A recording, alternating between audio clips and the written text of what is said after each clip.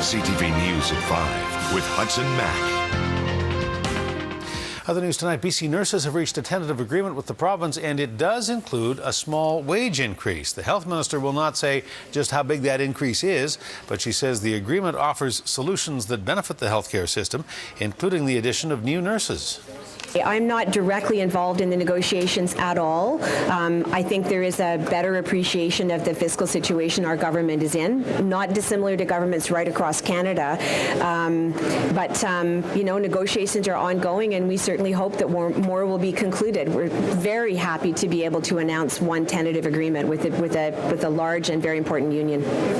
The province says the agreement was reached under the government's cooperative gains mandate. That's just an effort to get both sides looking at ways they can save money to go towards wage increases for the workers.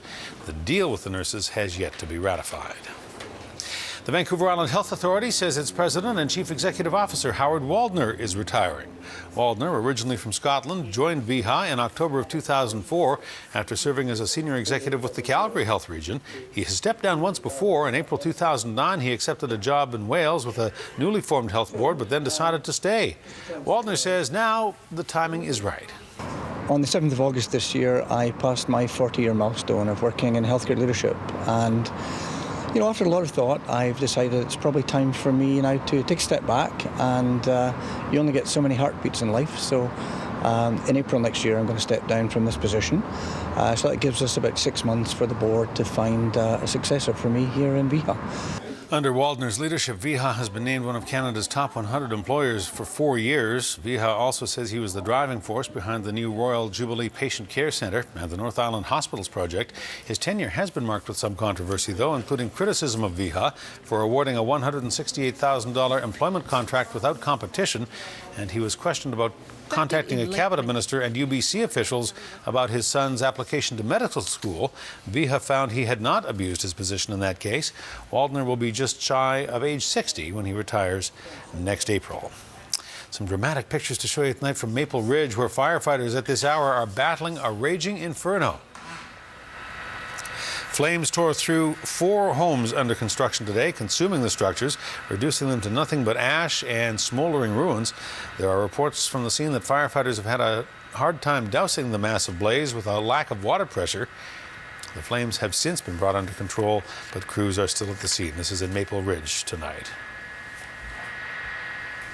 Well, mayors and councillors in BC who have gathered in Victoria this week for the Union of BC Municipalities Conference have voted in favour of decriminalising marijuana in the hope of cashing in on the benefits that accrues. The vote was made at the UBCM convention today. The mayors and councillors say they want to study the benefits of taxing and regulating marijuana. Legalization, of course, lies in the hands of the federal government, but these municipal politicians are hoping that today's strong vote sends a strong message to Parliament Hill. Not everybody agrees, though. What they've done so far hasn't worked, and you know, increasing the penalties for use and growing of marijuana, I don't think that's going to work. And building more jails for people like this, that's not going to work, and it hasn't worked. So let's look at a different solution. I think they made the wrong decision because we're not in any way going to discourage and deter the power that organized crime exercises in this province over grow-ops. And I don't think in any way we're going to eliminate or reduce the importation of hard drugs. Earlier this week, the UBCM delegates listened to health policy advocates, a former attorney general, even a few police officers who urged politicians to change what they call our outdated pot laws. One of the province's top RCMP drug enforcement officers says decriminalizing drugs won't stop gangs from attempting to control the marijuana market, but supporters of decriminalization say it will remove the criminal element. It's one of Victoria's oldest heritage buildings, and it came tumbling down today, so some polluted land could be cleaned up.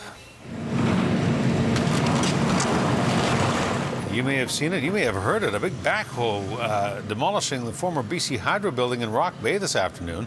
The city says the building was sitting on contaminated soil and that land needs to be remediated immediately. we've come to the realization, as told by BC Hydro, that there's no way to clean up the contamination underneath that building that's even leached over onto Pembroke Street and save the building at the same time.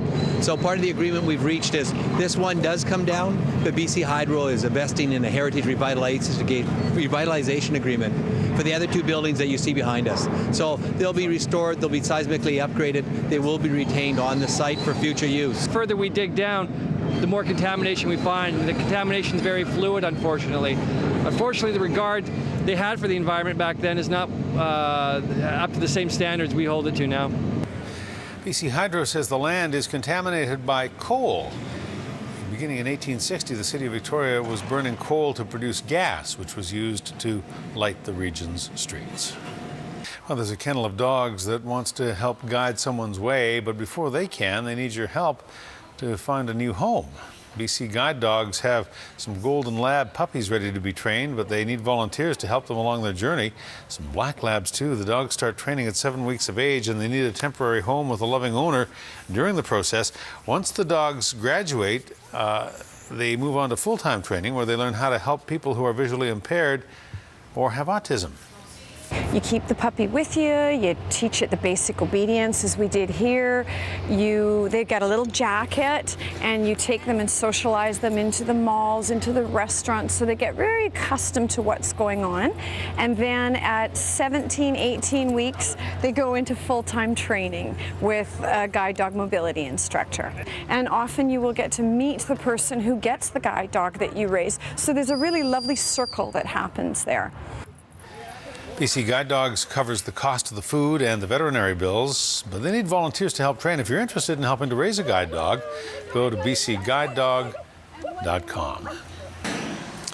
Saanich fire crews have managed to contain a grass fire on the top of Christmas Hill after a pile of slash burst into flames late this afternoon. Fire broke out just after 5 or so. Fire crews were called out when a group of teens spotted smoke coming from the top of the hill. You might recall it was just last week a grass fire burned in exactly the same place. It may have been ignited by a piece of broken glass, magnifying the sun's rays.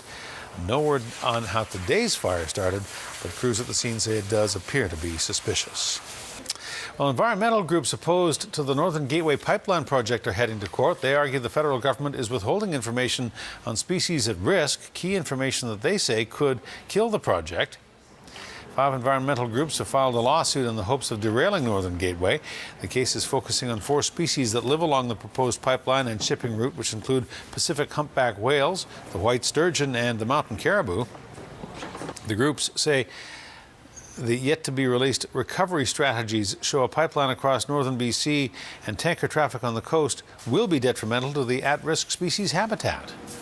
We've taken the federal government to court maybe 5 times now to have them comply with mandatory duties under the Act, and we've won every time.